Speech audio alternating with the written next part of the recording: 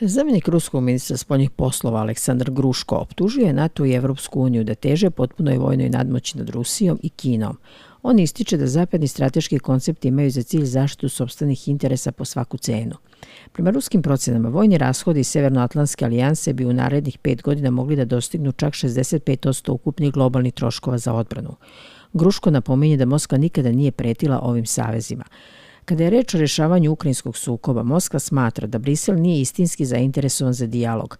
Kao glavni uslov za početak bilo kakvih pregovora Rusija navodi potpuni prekid vojne i finansijske podrške Kijevu. I dok se iza zatvorenih vrata pominju pokušaji Evropskog saveta da uspostavi kontakt sa Moskvom, Emmanuel Macron je jasan.